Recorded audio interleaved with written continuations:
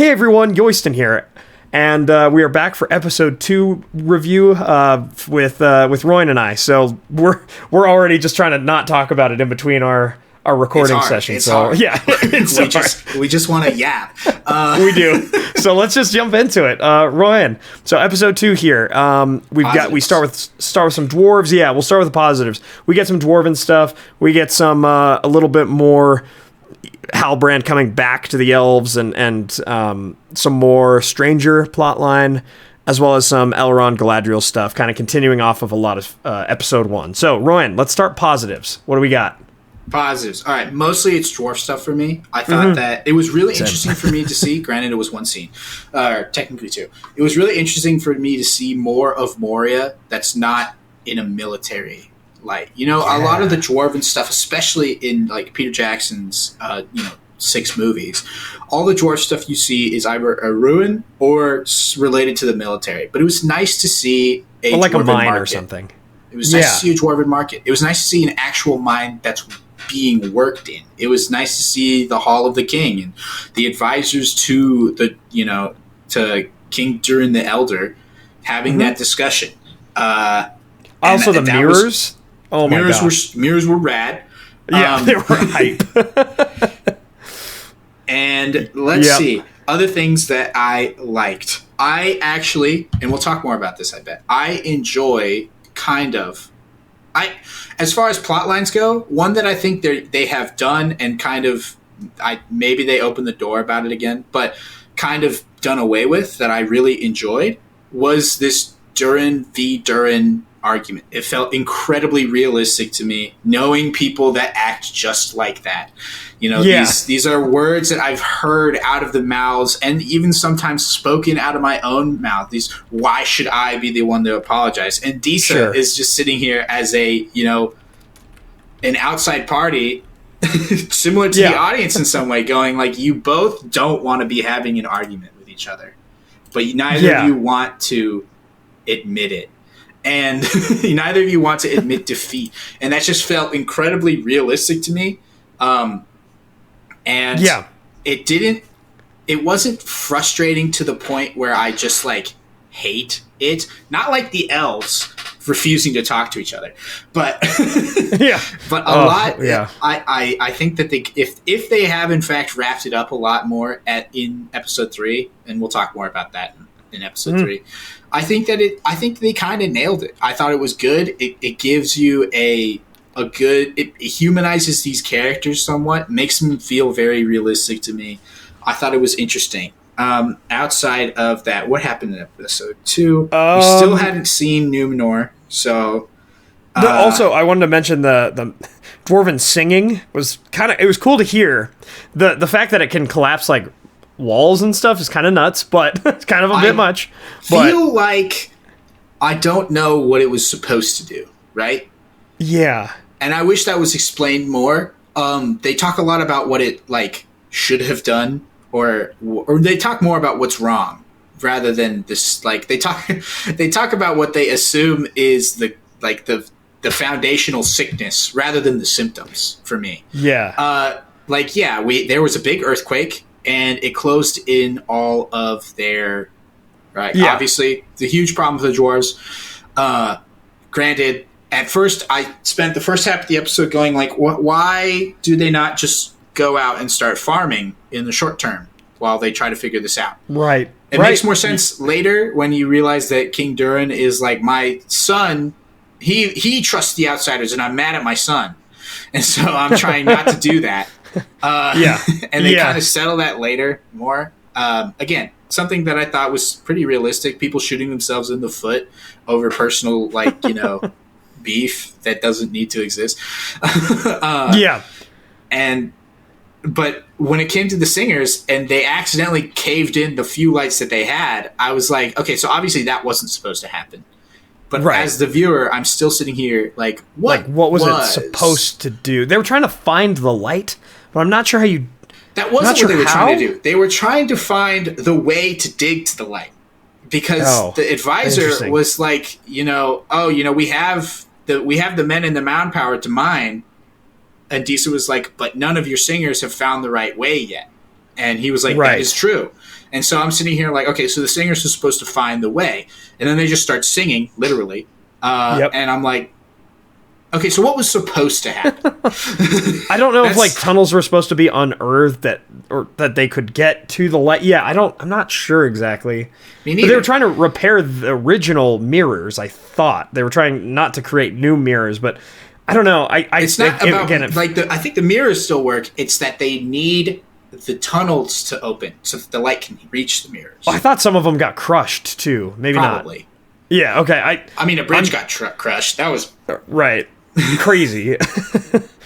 Okay. They say that the earthquake was from Mount Doom erupting. I think they're wrong about that, but we'll talk. Well, they said a volcano opened in the south, right? They knew that somehow. Somehow. Again, it could be Durin's Bane, of course. But the fact that we don't actually have a solid theory of what they think yet, other than, I guess, Mount Doom, they only mentioned it in one passing line. It's crazy. No, I think that I think you're right. I think the dwarves think that the mountain that opened in the south, which we saw in season 1, that they think that eruption caused an earthquake. What's unclear is huge problem with the show, overarching, is the timeline. How long between the earthquake and that scene? Is it weeks? Is it months? Is it days? Is it hours? I don't have an answer because... Well, they were starting to eat stale bread from the year before, meaning that they were out of their fresh produce in the house of Durin the Younger, meaning that it's had to have been at least a few weeks since his father could cast him out, if not maybe a few months. Which, again, doesn't make any... Because, Mount Doom went off when it did, and he wasn't cast out yet. So we don't know, right? They don't know specifically when. They assume they know it because later they heard the news that the mountain erupted, and no one could possibly give them the exact date and time that it erupted. That would just be rumor for them. That was they heard that a mountain erupted, and 2 months ago we had a big earthquake. They don't know that actually Mount Doom erupted 3 or 4 months ago. But also, we don't know that. So it's not super clear to us. And that is the problem. Without a timeline, without these deeper explanations, again, it'll happen a lot more in episode... We're building up our episode 3 review. But there's so many inconsistencies and assumptions we have to make as behalf of the audience, on behalf of the audience, that the writers think, oh, just throw that line in there, it'll be fine. It's actually, throwing that line in there, doing these events in the order that they're doing them in will cause a lot of lore and logic problems, especially down the road. But we'll get there. In terms of other good things that I liked about the episode, I did the Athildine, some of the stuff that Celebrimbor was working on, was awesome. Círdan in that moment with him in the water and the fish. He shaved, which I did not like that. Because, I hated that. I feel like that is telling me that the showrunners don't understand any of the elven life cycles. Whatever. I mean, it's not that you can just... He can shave it, I suppose, if he wants to, or whatever, but I don't think it's meant to be that way. I don't understand why. Age. Right, elves age, and they age through, either normal time and the amount of, tens of thousands of years, or you can also increase your aging process based on how many tragedies you've seen. Círdan has seen a lot of tragedies, and that's why it's the beard and kind of that wisdom that comes with his look. I don't know why they would make it superficial, like he's just a human. Again, that's what I mean. They try too hard, but then they don't try enough. He seems like he's just a human portraying an elf. Theorizing, I think that it's supposed to represent Círdan under the influence, if that makes sense. That the old, wise Círdan is not the one we're talking to. Nobody else seems to suspect anything. Yeah. But Círdan, when he was out on a ship, he had just this absolute bizarre scene. We didn't even talk about this that much in the first episode. He had this bizarre scene to me. I do want to talk about it more in our next episode 3 review because it comes back to some of the things that I've been thinking about. But, it's just, with everything with Círdan, with me, everything about that scene is pretty much, honestly, I can understand why he's saying the things he's saying. That's what's compelling to me, is that I personally think that Círdan is under the influence of Sauron or something similar. I don't know if that's what the show is actually planning to do, but the way that he's talking about the arguments that he's giving to Elrond, I can buy. right? He's like, Elrond, listen, Elrond, okay? The basis of your argument right now is that you don't trust this, and so your solution is give up, and that's not cool. Yeah. Like, how about we work with what we have? Now, granted, this is the exact same argument that comes up during the Fellowship of the Ring. Yeah. Well, and yeah, I mean, that gets into one of my problems, is that in the Fellowship of the Ring, whether the elves stay or leave is of their own agency. This whole elven sickness, it deprives them of all their agency. I hate everything about the elven sickness. The elven sickness is one of the worst parts about the show. Like, just overall. I think for me, it is the worst. I hesitate to call it a plot line. I think it's the worst manufactured conflict in the show. Yeah, I agree, because it takes away all of their agency. Oh, they have to leave because they're sick or something, because the lands of the elves are sick. That's why they have to leave? That is not at all. Do they leave because they say, oh, the world's doomed and Sauron will conquer the world of men, it's not worth losing more elves? Or do we stay to help fight against Sauron and ensure that the world is inherited by our younger siblings, men? And it's not like that's the elven conflict. It's not like that's a plot line that is too hard for the showrunners to work, because they're trying to make the Númenóreans have that plot line. Yeah. Yeah. And I'm like, why? Yeah. Well, why so are we I doing guess this with the elves? To kind of wrap up since we're already starting to talk criticisms of episode 2, I do think this is the best of the 3 we got, because the elven scenes are good. I think sometimes they lean too heavily into that trope that shows and movies have of, like, they're manufacturing drama. That, Elrond and Galadriel, and like they have this drama, especially if they have been friends for centuries and stuff. And again, I have to stress it. Galadriel is eventually Elrond's mother-in-law. They're not like buddy brother sister relationship. This is you having this conversation, all these conversations with your future mother-in-law. It's really weird. It's really weird to have this dynamic as it is, because he doesn't know that. he doesn't. But also, they seem like they're almost brother sister kind of relationship. They grew up, but eventually Elrond's going to see Galadriel's daughter and be like, "Oh my God, I love you," and that's going to be weird. That's going to be weird. You know what's that's more gonna weird? Be strange. You know what's more weird? They had a perfect opportunity to introduce Celeborn, and they failed. They had an absolute silver platter. They built it up. They were like, yo, Galadriel's like, I need to go to Eregion because we haven't heard back, and that's a huge problem. Somebody take this seriously. And he's like, I like the idea, but I'm not going to send you alone. And so instead of, so many things they could have made, so many decisions that could have been made in this moment. She could have been like, all right, send somebody else. Send anybody else. Like, this is a huge problem. It's beyond me. But, this version of Galadriel is a lot more like, no, I need to fix this. I need to fix this. And so what she settled on was, okay, well, I'll find somebody else, like a chaperone almost. And I was like, this is the perfect opportunity for Gil-galad to be like, I have someone that I trust, someone who's very cool, someone that, could use some character introduction so that we could see something interesting happening. Don't forget, Celeborn is in the show. They've already talked about how he died. They were married already. Season 1. Am I going insane? They talked about that. Yeah, no, so she told Sauron about that in season 1. Oh my gosh, dude, I forgot that. You're good. You're good, because you're right. I wanted you to mention because your idea here is amazing. If they were actually doing it a bit better, again, they knew each other from the first stage, but this is a change that I would have been okay with. It's like, hey, we're up against this threat from the shadows. I trust this guy that fought by my side during the Wars of Beleriand. His name is Celeborn. And then that is what meets it. But the thing is, they couldn't do that good plot line because they already shot themselves in the foot because she was already married and he, quote unquote, died.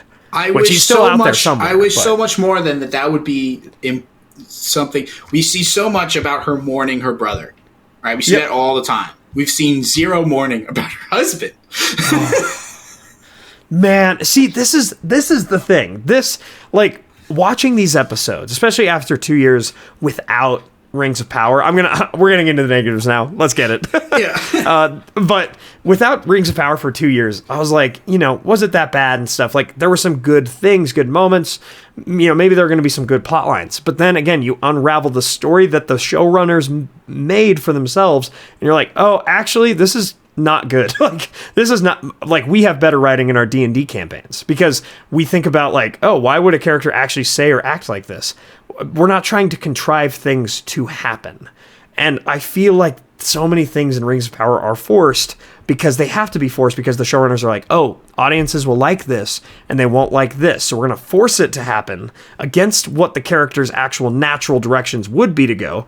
Again, Galadriel's natural direction here wouldn't be necessarily to be this commander or warrior. She would be looking for her husband, Celeborn. That's what anyone would do if there was any hope that they were still alive, that, oh, my significant other's out there, and like, or like, maybe we're taken by evil forces. Like, I'm going to find them. I'm going to hunt for them.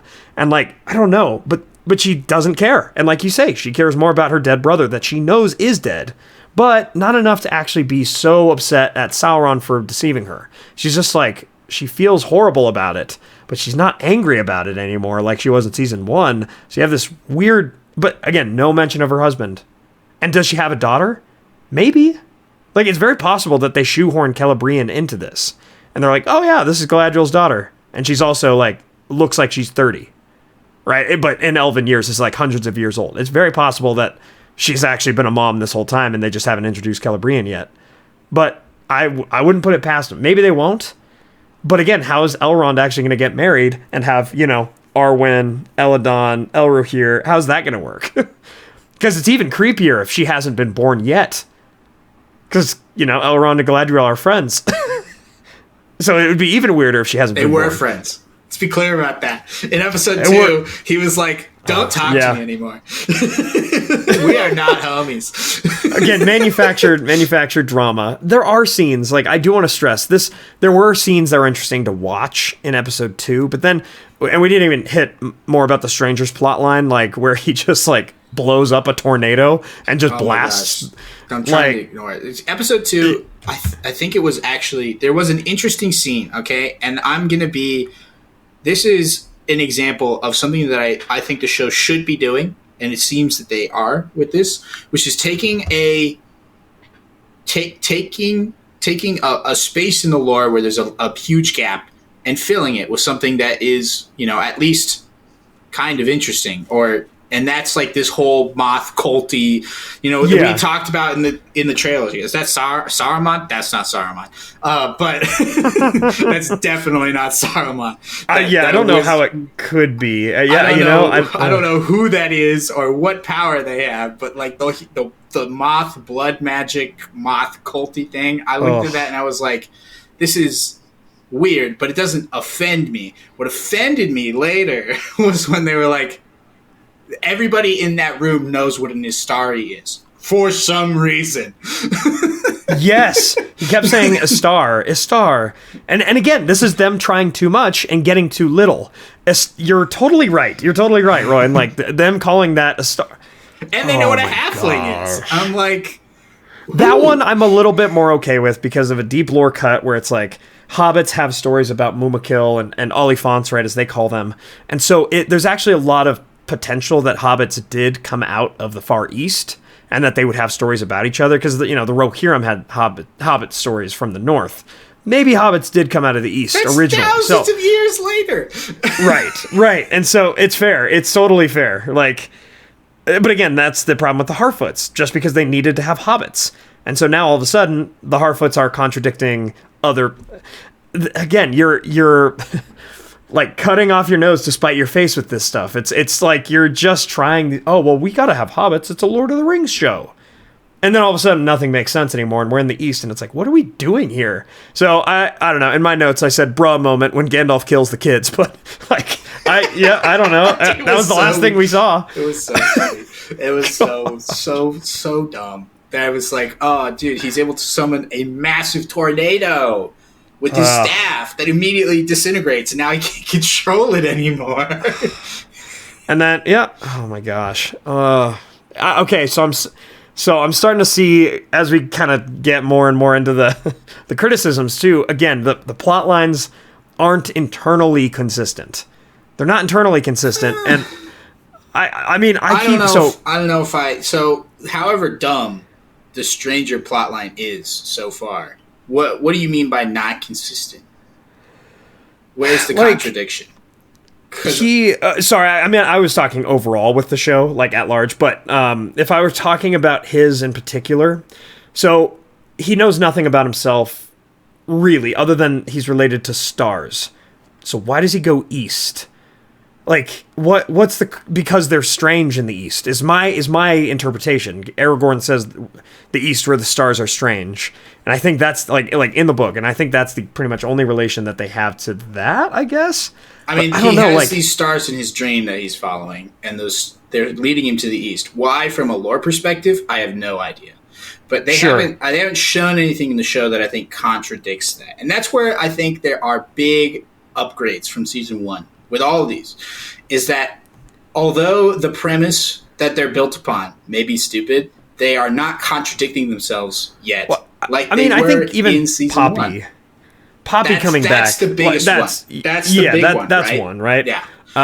Them still using the cult after the cult evidently failed. The cult thought, that was Sauron, right? We can't forget that. They thought that was Sauron, but now they think he's in a star.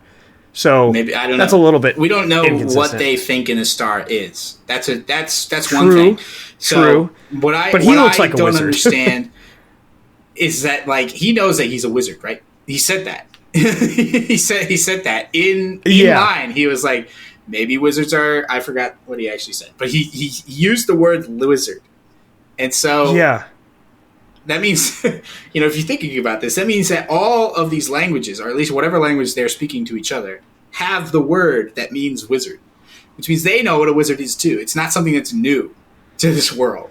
Yeah.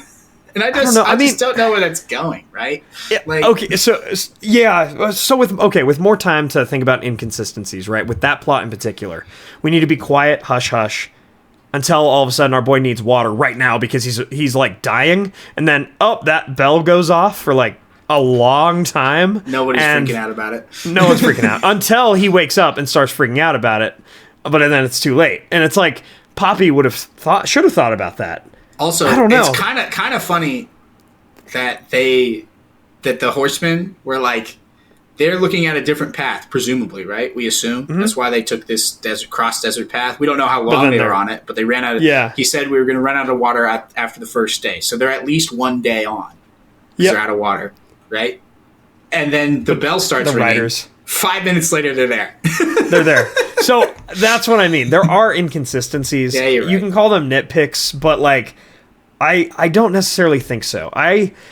Whenever you go back and again, this is a comparison that people have wondered if we should be even making since season 1. But when you go back and watch the Lord of the Rings movies, you can go so deep into how they crafted the scenes and why characters are acting in certain ways and what you would do in that situation. And it all seems consistent. It all seems to like make sense, at least for the most part. Sure, maybe you get a couple Hollywood moments here or there and it's like, what? That's kind of weird. But it's consistent. The writing is good. It's human. This is not. This is strange. This is weird. And so because I don't know. So if we go to our final rating, we'll have to spend a lot of time on episode 3. So there was one more thing I want to talk about. Sure. The reintroduction of Halbrand into. That happened at the end. That's right. Celebrimbor's court. All right. Yes. Now I think this may be unpopular, and I assume that you and I are going to talk a lot about it a lot more in episode 3 when we actually dig more into that story. But I kind of liked how they did it, where me too. Yeah, they had Halbrand sitting outside. Now I thought it was hilarious that because again, timelines, just a foreign concept to this show. We have no idea how long he was standing out there, but apparently the horse is still hanging out in the exact same spot. The guards are still there, so either they're changing guards just to watch this dude that's standing at the. I thought that was funny. I don't have an answer that makes me upset. I don't know what it is, so I'm like, I'm not just gonna assume it's a bad choice. But what I liked was the wearing down of Celebrimbor's. We got to see a lot more of Celebrimbor's character flaws, which are going to be exploited for the Anatar is going to exploit those for the rest of the season. We got to see how he comes in, how he's like, because he wants to do good. He doesn't want to turn this. He turns this guy away because Galadriel told him to, and apparently Celebrimbor's the only person in the show that listens to what Galadriel says without question. Yeah, forget without question. Even after she explains herself or anything like that, people still don't listen to her. But right. Well, I mean, I guess he didn't ask questions of like why. If they did, we didn't get to see it because remember, season 1 ended where she was like, "We're never going to talk to him again," and season 2 opened with them doing a horse race back to Linden. So and again, Celebrimbor never said, why are we not letting him back in? Like, what did you find out? What?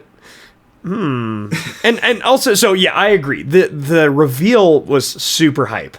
I thought like the fire kind of going out, and then that because one of our worries was seeing him in the trailer. It's like, how do you get fooled by this guy twice? And it was like, no. He knew that he looked like Halbrand, but different, right? Like he knows. He's aware of it. I thought they played it. We assumed that they would make a terrible, terrible mistake, and to some like a fundamentally like this is, and they didn't. Okay, if that's the bar, they passed it. All right. Yeah, they did. We thought that they may have screwed themselves, and I still think they have, but. I think so too, because they took the screwing and they made what I would assume to be the best choice of it. They were like, all right, we know that some elves know the Sauron is out, but not all elves. And we're going to create a situation where one elf who is in charge but is also somewhat vain, somewhat savior complexy, somewhat feeling like he deserves or needs to help everybody, including this one random dude. And that random dude just happens to be Sauron, and he's going to exploit that to the nth degree. And I thought that was cool. I enjoyed that. Let me pull a thread, too, because it'll come back in episode 3, though. Right? The only kind of thing, because, right, like you said, we were worried that they're going to fall into this evident pitfall of like, how does no one see that this guy is clearly the same guy that fooled you in season 1? Like, it is, but he also doesn't see it as him being fooled. But my thread that began to kind of unravel episode 3 is, well, this guy has shape-shifting powers, meaning he's at least the equivalent of a Maya. Now, like, I think for Celebrimbor, he should be like, that's weird. Especially because in either this episode or I think it's the next episode, he says, they kind of talk as if they've had a bit of history. It's like, when have I ever lied to you? And like, I'll be honest with you. And I'm like, you guys haven't known each other that long, or have you? I don't know how long season. I think that they have, because they said that they had been like Halbrand had quote weeks to influence Celebrimbor in the ring making. That's something that Elrond said to Galadriel and Gil-galad. But they're talking like they're bros, though. Like I could know someone for a couple weeks, but then they give me this huge revelation. They literally shapeshift in front of me and call themselves like a messenger of the gods, and I'm like, okay, my trust levels, it's not quite there right now, because holy crap, right? This is different. No one else's shape has transformed like that before. Like, he should be asking tons of questions that he's not. And that's my problem. Is like, Celebrimbor must be the dumbest man in the world, or dumbest elf in the world. And it's not a Tolkien problem. It's not like a Tolkien Celebrimbor problem, because why would you ask questions in that situation? Here comes this Vanyar-looking guy who claims to be an envoy of the Valar in the lore, in the canon. And he comes to you. The only thing that you would have to mistrust him about is that Gil-galad and Elrond turned him away in Linden. But he's coming to you, and he's gonna actually be a crafter. Okay, cool. Like, this guy's either a Vanyar elf, maybe he's Noldor, probably not, or he is a Maya. But either way, he's been consistent since he showed up, until he betrays you. But with this, it's like, oh, he posed as a man, lied about his identity until I asked him about it, and then he said, yes, his whole identity was not true before, and then he shapeshifted in front of me, calling himself a messenger of the gods, and I'm just going to believe him? That's weird to me. Everything you're saying is right, and the only justification I have is that you have to think about who Celebrimbor is and what he values, what he cares most about. You see, what's the first question he asks Halbrand? It's not, why did you come here and why did Galadriel tell me like what's wrong? It's, I haven't heard what happened with the rings yet. Did they work? That's what he cares about. Yeah, he cares about his crafts, because in his own mind, it's not just it was a perfect binding. Remember, he's like, and they say this in the show, scion of Feanor, right? Mm-hmm. He's a student of Feanor. Remember Feanor and all his problems? Right, true. But it tells me that like he was a savior of a man who thought himself the Messiah. Right. Honestly, the show presents to me that Sauron isn't that bad. Like that honestly, because the stories of him from the First Age aren't that bad. Season 1 showed me that Sauron was like very hated.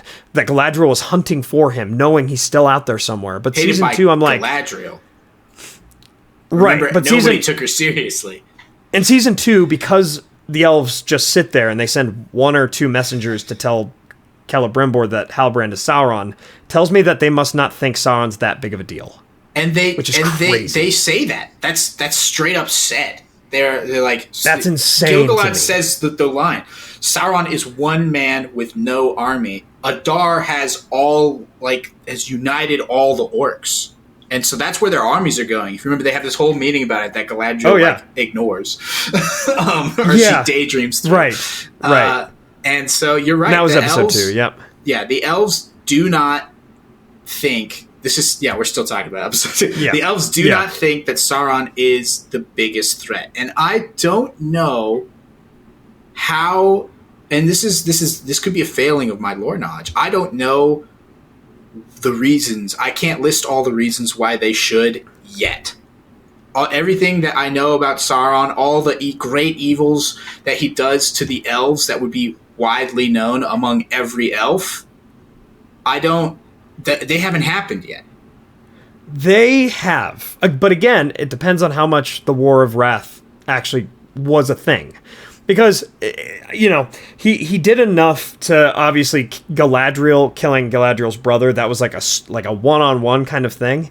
But other than Gothmog, Sauron was the top lieutenant of all of Morgoth's forces in the First Age. He had Toll in Gowerhoth. He had the Isle of the Werewolves. He almost killed like Baron and Luthien himself. He killed one of the greatest elf lords of all time in Finrod. He maintained Angband while Melkor was captured by the Valar. Again, how much of this the elves would actually know? They should know from Eonwe that Eonwe's mercy was granted to Sauron should Sauron return to Valinor and Sauron fled.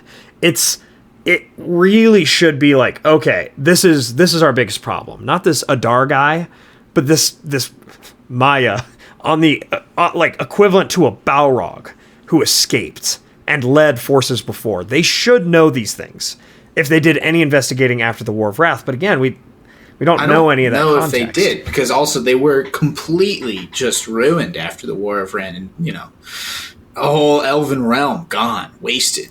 I don't know how much investigation they could have done. I don't even know if they know the names of the top lieutenant of the enemy. I don't know. So I guess why didn't he just come in and say, I'm Sauron?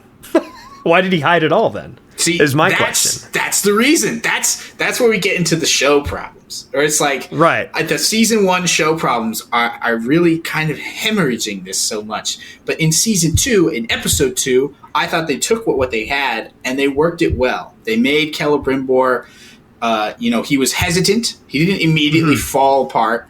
He took pity on a man who was injured, who was waiting for him, patiently not throwing a fuss, all these things. Yeah. Celebrimbor he doesn't seem like the kind of guy that's like, going to respond well to somebody making a big fuss about stuff.